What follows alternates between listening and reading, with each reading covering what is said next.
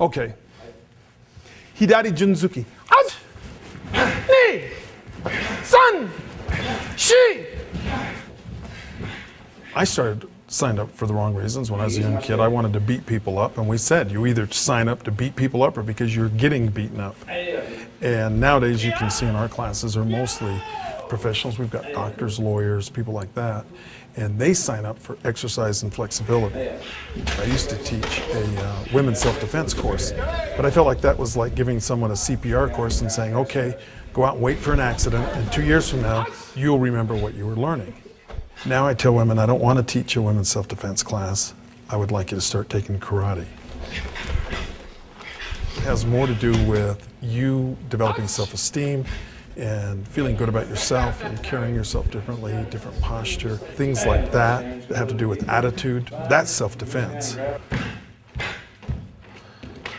Whether it's our culture or how we raise girls, but a lot of times girls don't feel good about themselves.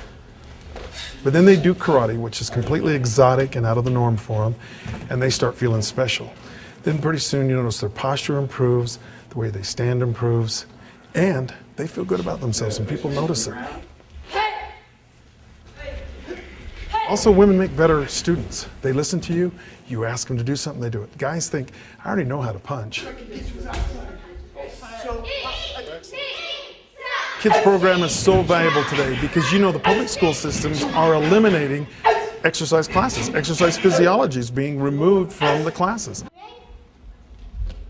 Nick down there, he started in our kids class. He took it for 2 years and his father watched the whole time. Now his father's taking it. And the same thing with Paula. I mentioned her. Her kids started taking it and she thought, well, this looks like it might be healthy for me. So I think the child in all of us wants to take martial arts. And then for the kids, they learn discipline, they learn exercise, and this is one of the few places in America where there's an orderly system. Everything today, there's no rules. Kids get to do anything they want, parents get to do anything they want. Whether it works or not, this is one person's attempt to try and help them out. If they get in here and they work out, it's a little bit harder for them to get involved with the wrong people and the wrong substances. The sounds all have to do with making confidence. And I didn't discover this, but we found that people that come in the class, particularly women, you can get them to punch, you can get them to kick, you can hit a bag, but you try to get someone to vocalize loudly. That is very difficult to do because you have to completely become unself-aware. You have to step out of yourself and just say, I'm going to yell. So we have specific places, like for example, every time they turn around, they'll yell. Every time they get to 10, they'll yell. So now they're getting used to yelling. And then of course there's the traditional karate yell as they scream and attack somebody. It'd be like, Park City, the one difference I've noticed, we get some people that are frankly pretty successful. They're professionals or they've already retired at a relatively young age. And you know what? They want to change their life. They're looking for a change. They're looking for some part of themselves that's missing. And hopefully martial arts helps them. But we've got a couple of professionals in here that have really told me that they feel like their posture's improved, their confidence is improved, and now they have a center. A lot of times you can spend your time making money and never know who you are. But the longer they train, the more they find out about themselves. And that's the difference I've noticed in Park City. There seems to be a lot of people up here searching. I don't know whether they've got too much time or they're real curious about who they are.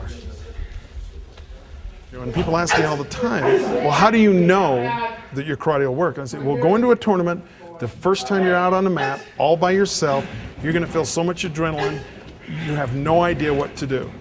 And how you handle that and how you keep your mind empty is going to dictate how you perform.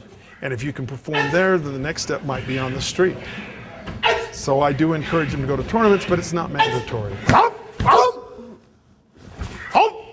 Well, you can go to parkcitykarate.com or you can go parkcitydance.com. We have karate information on both of those sites, as well as emails, and I'd be willing to talk or help with anybody that's curious about it. Okay, now let's do pin on shoulder.